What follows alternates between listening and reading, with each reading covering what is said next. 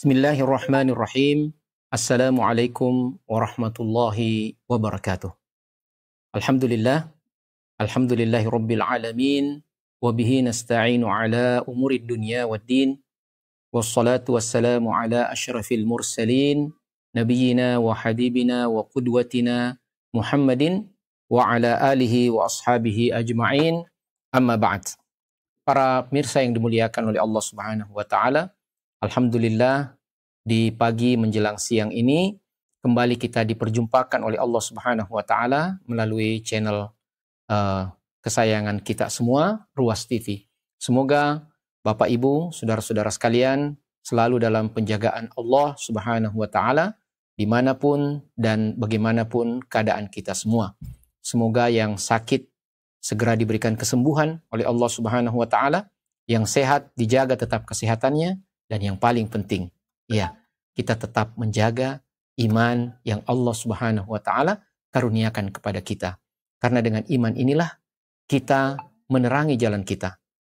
Dengan iman inilah kita mengetahui yang hak dan yang batil. Dan dengan iman ini pula kita akan memiliki terus bahan bakar untuk menjalankan, ya, mesin peribadatan kita kepada Allah Subhanahu wa taala. Bapak, Ibu, dan pemirsa yang dimuliakan oleh Allah Subhanahu wa taala. Dalam kesempatan ini kita akan bahas satu istilah yang mungkin masih cukup asing bagi sebahagian kita. Dan tentunya istilah ini dari istilah bahasa Arab, ya. Namun kalau sudah diterjemahkan, saya yakin dan percaya insya Allah kita semua akan paham kemana maksudnya. Seperti yang telah disampaikan melalui prokes Ruas TV tadi atau kemarin, pembahasan kita adalah masih tentang bagaimana kita menapaki jalan menuju Allah Subhanahu wa taala. Bapak Ibu sekalian yang berbahagia, sungguhnya istilah ini dikemukakan oleh para ulama kita, diantaranya oleh Ibnul Qayyim rahimahullahu ta'ala dalam satu kitabnya yang sangat qayyim, yang sangat luar biasa, yang berjudul Madarijus Salikin fi Manazili Iyyaka Na'budu wa Iyyaka Nasta'in. Bagaimana kita menapaki jalan-jalan menuju Allah Subhanahu wa taala dengan mengamalkan dan melalui tahap-tahap pendakian kita untuk menggapai apa yang disebut dalam ayat Al-Quran surat Al-Fatih yang selalu kita baca, Iyyaka na'budu wa iyyaka nasta'in, hanya kepadamu ya Allah kami menyembah dan hanya kepadamu kami memohon pertolongan. Di antara tapak-tapak yang paling penting, bahkan ini adalah bagian yang paling utama, maksud kami bagian yang pertama dalam menapaki jalan salikin ini, jalan orang-orang yang ingin menuju kepada Allah dan keridhaannya, yaitu apa yang diistilahkan oleh Ibnul Qayyim rahimahullah dengan ungkapan al-yaqadah. Apakah itu al-yaqadah? Ya, ini adalah berarti keterjagaan. Dalam bahasa Arab, kalau kita ingin bangunkan orang yang sedang tidur, ya, kita katakan istaiqidh. Bangunlah, bangkitlah, ya. Jangan tidur. Istaiqidh, la tanam. Seperti adik kita yang di sudut sana, ya. Bangkit. Istaiqidh la tanam, ya. Coba lihat ke sini, ya. Nonton dulu Ruas TV, kita bincang-bincang iman sejenak. Mudah-mudahan Allah bangkitkan jiwa kita kepada kebaikan. Apa yang dimaksud dengan al-yaqadah?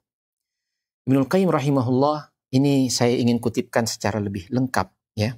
Ungkapannya ini sulit kalau sekedar kita rekayasa dalam bahasa kita yang terlalu sederhana, ya. Maka tidak mengapa saya ingin bacakan dalam versi bahasa Arabnya, kemudian kita coba terjemahkan secara bebas dan sederhana. Beliau mengatakan, manzilatul yaqadah. Satu tahapan, satu tingkat yang namanya tingkat yaqadah. Keterjagaan, ya. Kewaspadaan. Beliau mengatakan begini, i'lam annal abda qabla wusulid da'i ilaihi fi naumil ghaflah. Sungguhnya seorang hamba itu, sebelum datangnya penyeru yang membangunkan dia, sebelum datangnya orang atau petunjuk Allah kepadanya, belum terjamah dengan hidayah, ibarat dia seperti orang yang tertidur. Ya, fi naumil ghaflah. Qalbuhu naim.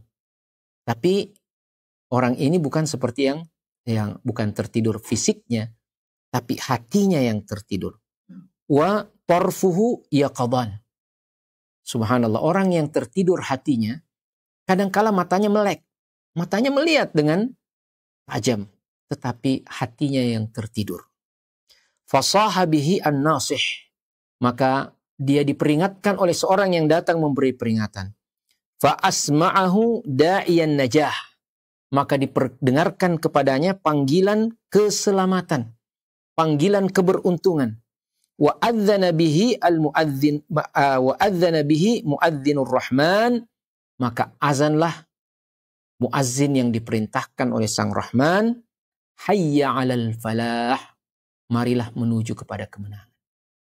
Ini adalah berarti bahwa orang yang belum menapaki jalan peribadatan ini ibarat seperti orang yang tidur.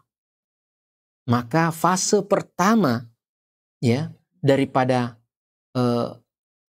fase-fase menuju kepada Allah adalah bangun dulu. Iya. Bagaimana maksudnya orang bangun dulu ini? Ya.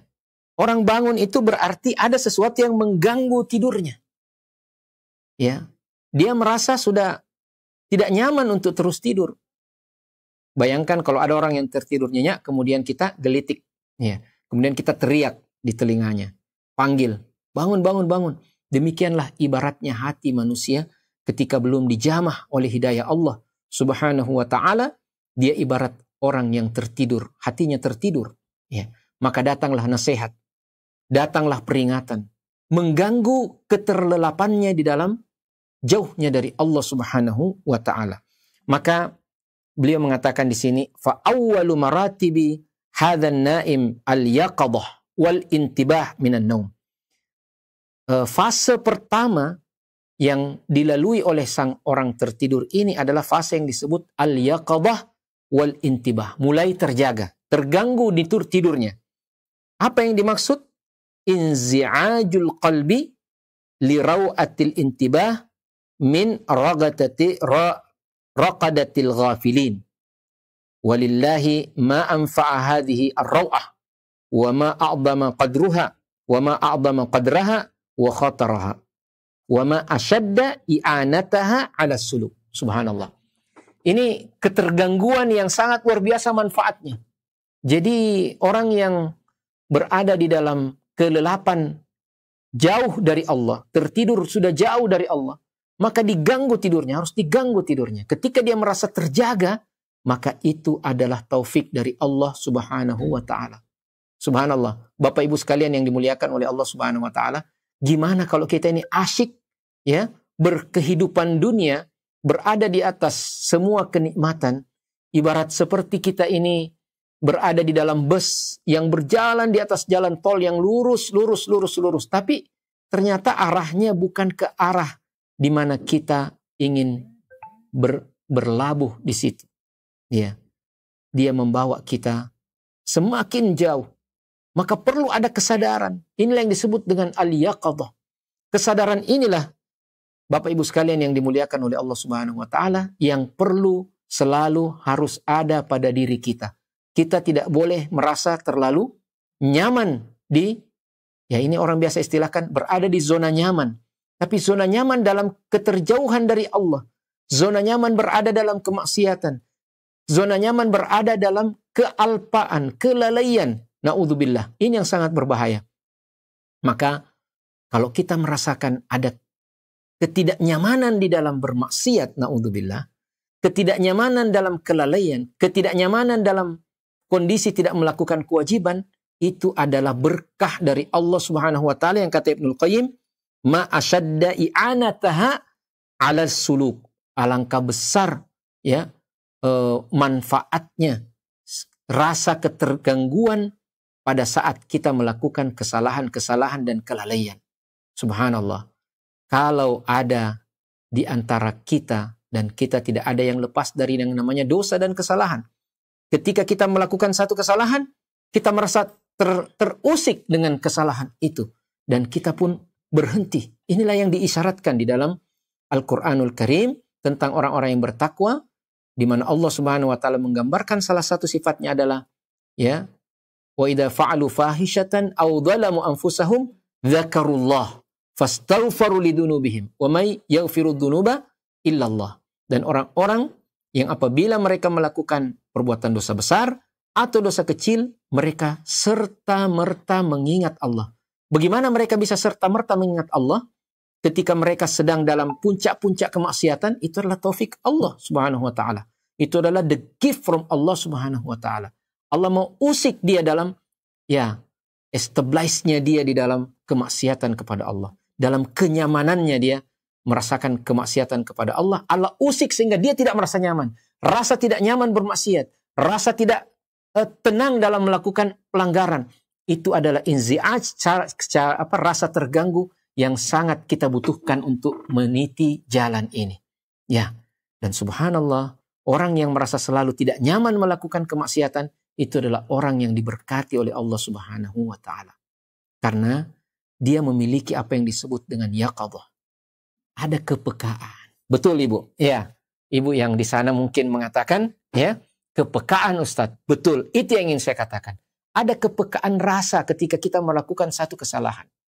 Ibaratnya, Bapak Ibu sekalian yang dimuliakan oleh Allah Subhanahu wa taala, ibarat seperti kain putih seperti ini. Ketika ada satu tinta ya yang mencoret, dia langsung kelihatan. Seperti hati yang bersih, ketika dia tercoret dengan sesuatu maksiat, maka dia akan terasa. Oh, ini bukan yang benar ini, ya. Ya, that's not right, ya. Hada khata'. Nah, tidak benar yang saya lalui saat ini. Saya harus berubah. Saya merasa terganggu. Saya merasa tidak nyaman. Rasa tidak nyaman itu sekali lagi adalah sesuatu yang sangat besar, ya, manfaatnya, dampaknya secara positif bagi jiwa-jiwa manusia yang ingin terus berjalan menuju Allah Subhanahu wa ta'ala. Nah, kita harus istilahnya memanfaatkan rasa rasa bersalah ini, rasa tidak nyaman ini, kepekaan atas ketidakbaikan ini pada diri kita. Bahasa kerennya orang biasa bilang mengkapitalisasi. Iya. Artinya potensi yang sudah ada ini menjadi capital, menjadi modal kita untuk kita manfaatkan. Jangan ya setelah ada rasa terganggu melakukan kemaksiatan kita bilang kita lawan itu dan kita katakan ya nggak apa-apa. Ya, ini kan biasa. Ya, akhirnya kita lakukan lagi. Tidak. Ketika kita sudah merasa terganggu, maka ingat, lakukan 4 hal ini. Ya, kita lakukan 4 hal ini. Inilah bagian yang sangat penting untuk kita mulai langkah kita. Yang pertama, bertobat. Apa yang dimaksud bertobat? Berhenti. Stop lakukan kemaksiatan itu. Kalau Anda merasa terganggu ketika melakukan kemaksiatan, berhenti. Ya. Kemudian minta ampunan Allah, beristighfar, ya, dan segera melakukan amalan-amalan soleh yang bisa menghapuskan perbuatan buruk itu. Innal hasanati yudhibna sayyi'at. Sungguhnya perbuatan-perbuatan baik itu akan menghapuskan dosa dan perbuatan-perbuatan buruk. Wal masaib al mukaffirah. Dan kalau kita mendapatkan musibah, mendapatkan ketidaknyamanan dalam kehidupan, entah sakit, entah rugi perdagangan, maka ihtisab kepada Allah. Oh, ini berarti Allah ingin saya kembali kepada jalur yang benar. Ya, saya merasa nyaman melakukan maksiat, na'udzubillah, pada saat semua fasilitas ini ada. Allah cabut fasilitas ini. Ya, bukan berarti Allah benci saya, tapi ternyata Allah sayang saya. Ya, agar saya berhenti daripada perbuatan ini. Itu adalah mengkapitalisasi rasa bersalah kita, ketidaknyamanan kita, ya kewaspadaan kita, ya qadhah. Kita bangkit, kita terbangun, ya, untuk kemudian berhenti daripada perbuatan maksiat itu. Maka dilakukan 4 hal ini. Bertobat, beristighfar, dan melakukan apa yang bisa menghapuskan dosa. Dan ketika kita ditimpa musibah, kita jadikan itu sebagai pemicu bahwa kita ternyata ditarik oleh Allah, walaupun dengan hentakan, agar kita segera selamat daripada kubangan kemaksiatan yang mungkin nampak indah. dan menarik, tapi sungguhnya dia menjatuhkan, menenggelamkan, dan mematikan diri kita, mematikan hati kita. Nah, Bapak Ibu sekalian yang dimuliakan oleh Allah Subhanahu wa taala, menarik dan sangat menarik dan pasti menarik adalah firman Allah Subhanahu wa taala yang menggambarkan bagaimana orang-orang yang bertobat itu. Allah Subhanahu wa taala berfirman setelah menyebutkan tentang dosa-dosa syirik, pembunuhan, ya, dan zina, Allah Subhanahu wa taala katakan illa man taba, kecuali orang-orang yang bertobat, wa amana, kemudian beriman, wa amila amalan salihan, kemudian beramal dengan amalan yang baik, amal soleh, fa ulaika yubaddilullahu sayyiatihim hasanat, mereka itulah orang-orang yang Allah gantikan perbuatan buruknya dengan kebaikan. Wa kana Allahu ghafurur rahima, dan adalah Allah Maha Ghafur, Maha Pengampun, Maha Rahim, Allah Maha Penyayang. Subhanallah. Berkata para ulama kita, kata-kata yubaddilullahu sayyiatihim hasanat, Allah mengganti perbuatan buruknya dengan kebaikan, bukan sekedar ya bahwa Allah mengampuni dosa-dosanya, ya. Bukan sekedar Allah menghapus dosanya. Tapi kata-kata yubaddil ini berarti Allah mengganti. Bagaimana maksud mengganti?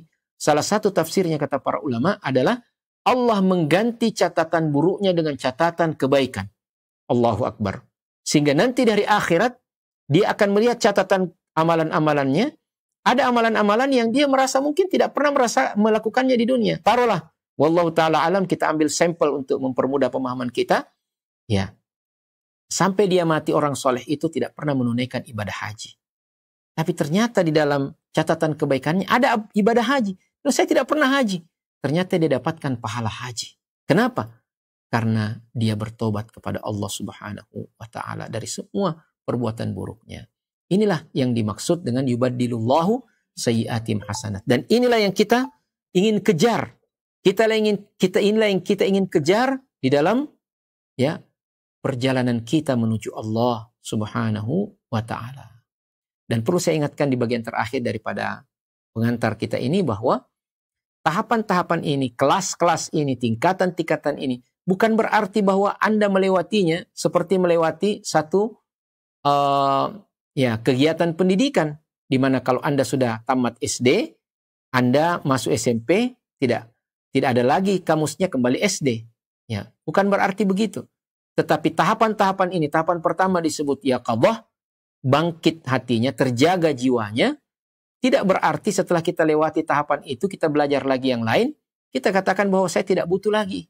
Yaqadhah. Yaqadhah kita butuhkan setiap saat. Kita butuhkan hati kita selalu hidup. Ya, selalu mengharap pahala dari Allah Subhanahu wa taala. Inilah hati yang hidup. Hati yang terjaga. Di mana dia memiliki kepekaan terhadap ketidakbaikan, ketidakbenaran, ketidaksesuaian dengan manhaj kebenaran itu sendiri. Oke? Nah, inilah pengantar kita dalam kesempatan kali ini. Semoga hati-hati kita ini selalu terjaga. Semoga hati-hati kita ini selalu bangun.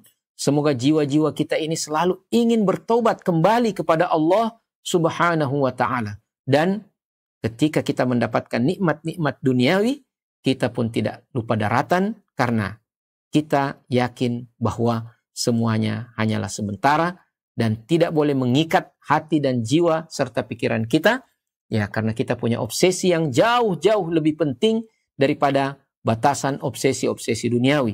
Karena kita punya obsesi, bahkan tujuan kita, visi kita adalah kita berada di dalam surga Allah yang kekal dan abadi. Demikian para pemirsa sekalian, pengantar dari kami, semoga ada manfaatnya. Wassalamualaikum warahmatullahi wabarakatuh.